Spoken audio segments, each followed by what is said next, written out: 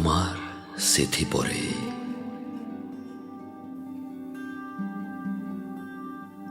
তোমাৰ চিঠি দেৰিকৈ পালো।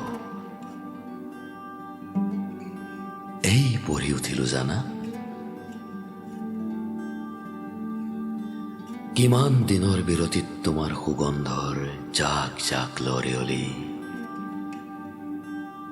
নীলা খামৰ এই জাপকেইটা খুলি মোৰ বুকুলৈ ঢপলিয়াই আহিছিল।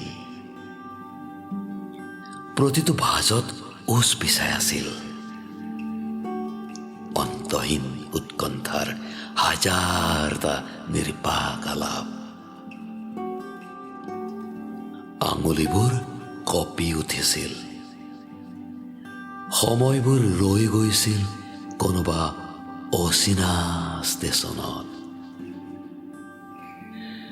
ৰেলৰ ৰোগীত তিতি জুৰুলি জুপুৰি হোৱা অপেক্ষাৰ অধীৰ মুহূৰ্তবোৰৰ দৰেই মই ঢপলিয়াই ফুৰিছিলো তোমাৰ স্পৰ্শৰ নীলা সমুদ্ৰখনৰ ওপৰেৰে। ভাল পোৱাৰ এজাক বতাহ সাৱটি মোৰ দুচকু, তোমাৰ আঙুলিৰ পাবত গজা শব্দৰ ভাল পোৱা খামুচি।